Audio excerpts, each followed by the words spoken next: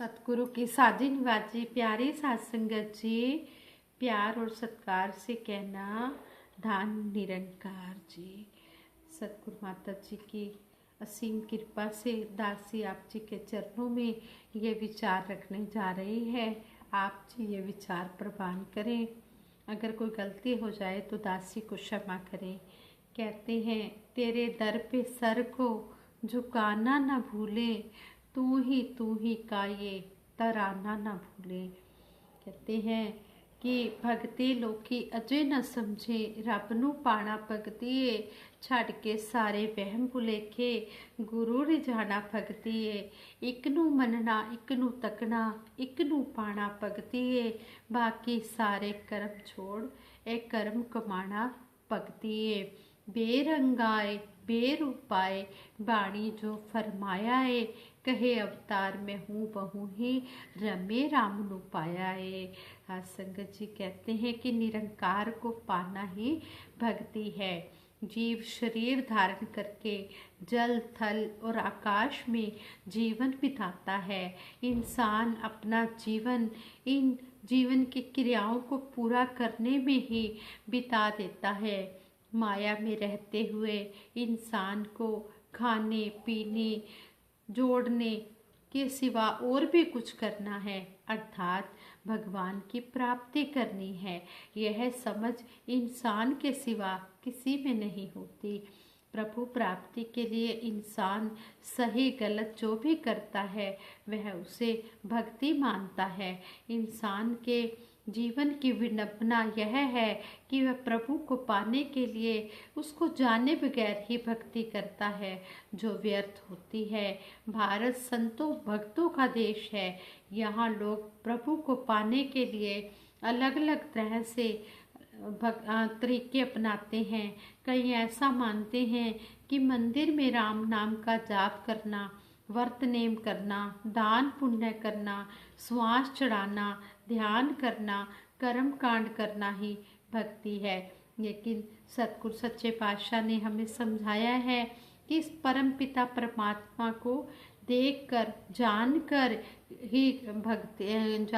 ही जो भक्ति करते हैं वही सही मायनों में भक्ति होती है। और परम पिता परमात्मा को जानकर की गई भक्ति से ही मुक्ति मिलती है। प्रभु को जाने बिना प्रभु की भक्ति कैसे संभव हो सकती है? प्रभु की भक्ति के लिए पहले प्रभु को जानना होगा। सतगुरु की शरण में आकर सतगुरु को रिझाना होगा। जब सतगुरु रिझ जाएगा तब यह सर्वव्यापी दयालु प्रभु परमात्मा के दर्शन कराएगा। जैसे भगवान श्री कृष्ण जी ने कुरुक्षेत्र के युद्ध भूमि में अर्जुन को प्रभु परमात्मा का विराट रूप दिखाया। अष्टावक्र जी ने राजा जनक को प्रभु परमात्मा का ज्ञान करवाया था। प्रभु को जानकर जिसने भी भक्ति की उसके वारे न्यारे हुए हैं, उसी का जीवन सफल हुआ है। इतिहास गवाह है कि मीराबाई, संत तुकाराम जी, संत रविदास जी आदि संतों भक्तों ने प्रभु भक्ति करते हुए अपने जीवन को आनंद से बिताया है। इसलिए हम आज उनको याद करते हैं, उनका नाम सम्मान से लेते हैं, उनके लिए पूजनीय भाव प्रकट करते हैं। परंतु जिन्होंने प्रभु को जाने बिना भक्ति की है वे सभी ना जाने कहाँ खो गए हैं। कहा भी गया है, माया से जो प्यार करे उसे आसक्त कहते हैं, गुरु से जो प्यार करे उसे भक्त कहते हैं। असल में सच्चा भक्त वही है जो दातार प्रभु के हुक्म में रहकर अपना जीवन गुजारता है। सभी के अंदर इस नूर के दर्शन करके सभी से प्यार करता है। सारी खलकत को अपने रब का रूप समझकर सबका आदर मान करता है, नेकी से भरपूर रहता है और दातार निरंकार को हाजिर नाजर देखकर सभी से प्यार करता है, कभी किसी का दिल नहीं दुखाता। ऐसा सतगुरु बाबा गुरबचन सिंह जी महाराज ने हमें कहा है। भक्ति मन की अवस्था का नाम है। जिसके मन में प्रभु के प्रति प्रेम है, श्रद्धा है, विश्वास है, समर्पण है, वही भगवान का भगत कहलाता है। इन सब के लिए प्रभु का ज्ञान भी जरूरी है, क्योंकि अगर प्रभु का ज्ञान नहीं है अर्थात प्रभु का पता ही नहीं है तो प्रेम कैसे होगा, श्रद्धा किसके प्रति होगी, विश्वास कैसे होगा। ज्ञान के लिए पूर्ण सतगुरु का होना बहुत जरूरी है। सतगुरु नहीं मिलेगा तो ज्ञान नहीं होगा, ज्ञान नहीं होगा तो प्रेम नहीं होगा, प्रेम नहीं होगा तो श्रद्धा नहीं होगी, श्रद्धा नहीं होगी तो विश्वास व समर्पण का भाव भी नहीं होगा। लोग अंधविश्वास में भक्ति करते हैं तो कुछ शक्ति प्राप्त करने के लिए भक्ति करते हैं। कुछ लोग तांत्रिक भक्ति करते हैं, वह भक्ति नहीं होती, वह एक छलावा मात्र होता है। जब मन भगवान से जुड़ जाता है मन शुद्ध हो जाता है। नहीं तो कहते हैं जब मन भगवान से नहीं जुड़ता वह मन अभिमानी हो जाता है। भक्ति तो रावण ने भी बहुत की, मगर भगवान की नहीं, शक्ति प्राप्त करने के लिए की, लोगों पर अधिकार जमाने के लिए की। सालों साल कठिन तप कर अनेकों अनेक वरदान प्राप्त करने के लिए भक्ति की, लेकिन उसके मन की अवस्था प्रभु भक्तों वाली नहीं थी, क्योंकि उसे पूर्ण सतगुरु नहीं मिला, जिसका परिणाम सभी को मालूम है, सभी जानते हैं। इसी तरह हिरण्याकश्यप का इतिहास भी सामने है। कितने वरदान प्राप्त होने के बाद भी, कितना कठिन तप करने के बाद भी हिरण्याकश्यप भगत नहीं बन सका। दूसरी तरफ प्रहलाद, जो हिरण्यकश्यप का बेटा, छोटी सी उम्र में ही भगत बन गया, क्योंकि उसका प्रभु के प्रति पूर्ण विश्वास था, क्योंकि उसने एक बार देख भी लिया कि प्रभु जलती हुई आग से भी बचा लेता है। प्रभु दयावान है, करुणा निदान है। फिर चाहे शक्तिशाली हिरण्याकश्यप ने कितनी भी अपने बेटे प्रहलाद को या कितने भी कष्ट दिए, कितना भी उसे परेशान किया, लेकिन उसका कुछ भी नहीं बिगड़ा, क्योंकि उसके ऊपर प्रभु परमात्मा का हाथ था, क्योंकि वह अंतर मन से प्रभु से जुड़ा हुआ था। उसने प्रभु की भक्ति के लिए ही उसने प्रार्थनाएं की और वो जुड़ा।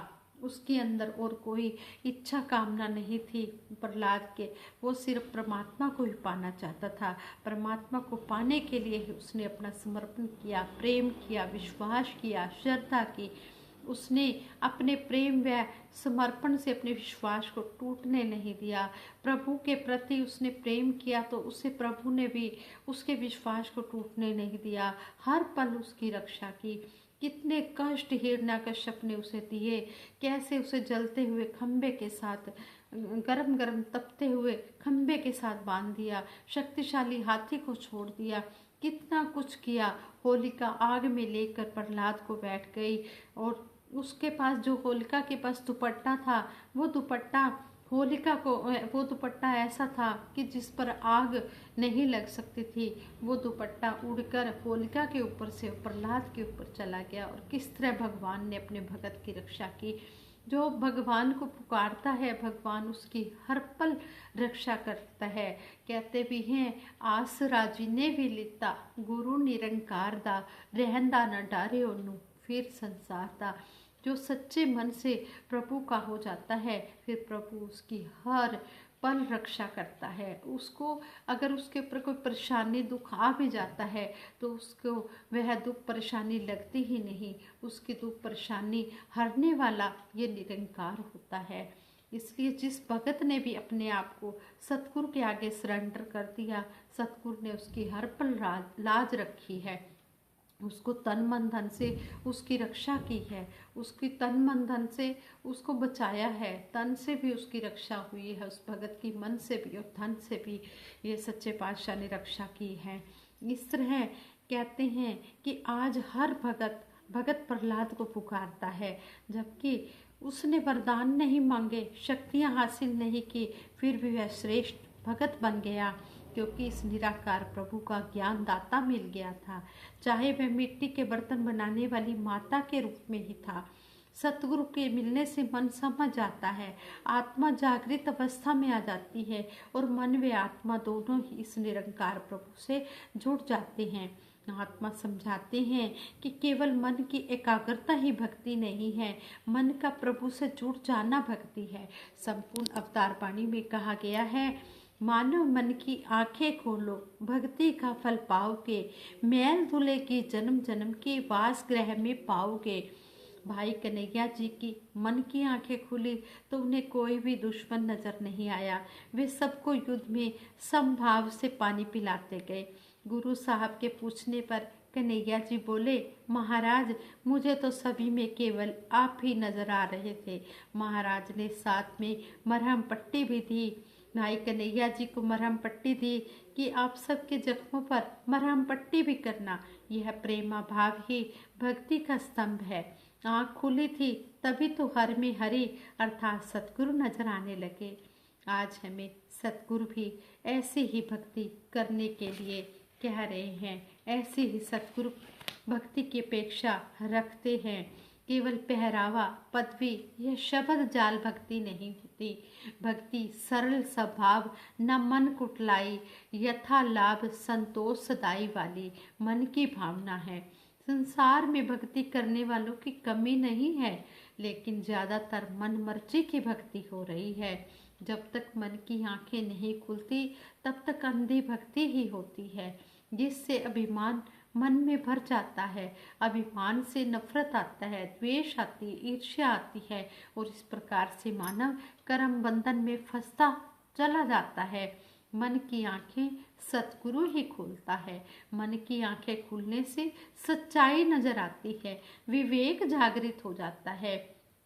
शहनशाह बाबा अवतार सिंह जी महाराज ने संपूर्ण अवतार वाणी में लिखा है, बिन वेखे मन मंदा नहीं है, बिन मन मन्ने प्यार नहीं, प्यार बिना नहीं भक्ति ते बिन भक्ति बेड़ा पार नहीं।